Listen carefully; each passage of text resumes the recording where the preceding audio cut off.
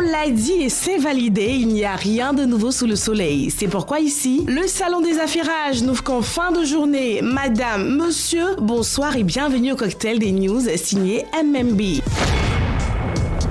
À la carte de ce 5 janvier, pas de journée mondiale au calendrier, mais au moins Saint-Édouard a célébré. Saint-Édouard le Confesseur fut le dernier roi à régner sur l'Angleterre avant la conquête de ce pays avec les Normands de Guillaume le Conquérant. Il avait horreur du sang versé, son peuple le chérissait, aussi éminent par sa piété que par sa générosité. Il sut se faire l'ami des petits gens et fut vite l'objet d'un culte populaire, mais il n'était pas fait pour être roi. Décédé le 5 janvier 1066, il est aussi fêté le 13 octobre, date à laquelle son corps fut transféré dans le tombeau prévu pour lui 1163. Allez les éléphants.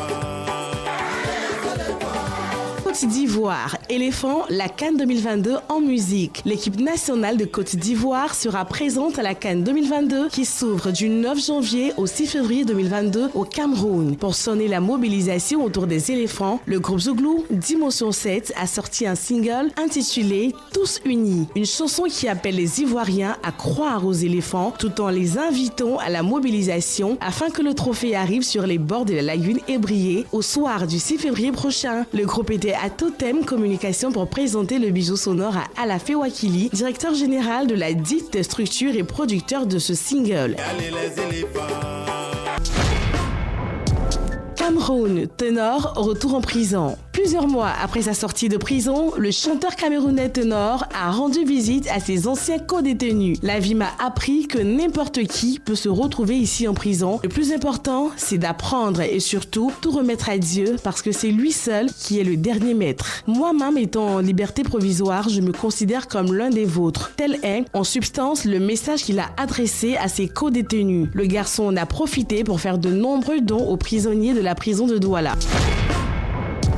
États-Unis, Kim Kardashian, une nouvelle étape. Kanye West l'a supplié, mais rien n'a été possible. Kim Kardashian est déterminée à tourner la page et à vivre pleinement sa nouvelle idylle avec Pete Davidson. La star de télé-réalité de 41 ans et l'humoriste de 28 ans ont d'ailleurs franchi une étape importante de leur romance. L'info signée Hollywood Life relève que Kim Kardashian a officiellement présenté Pete Davidson comme étant l'ami de maman à ses 4 enfants. Elle aurait également rencontré la mère de Pete Davidson lors d'un récent voyage à New York. Ainsi, Kim et Pete confirment la nature sérieuse de leur relation que des millions d'internautes pensent encore fausse.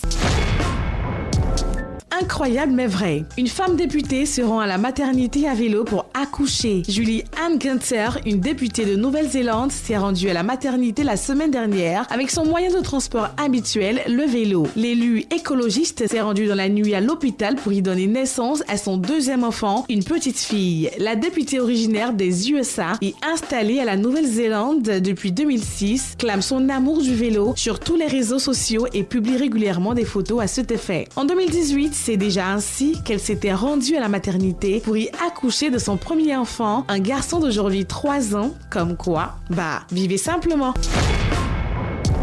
Et voilà, ici, on le sait, les inconnus dans le rêve sont des personnes que vous avez déjà vues. Le cerveau ne peut pas créer ou inventer des visages. Et vous, là-bas, le saviez-vous ?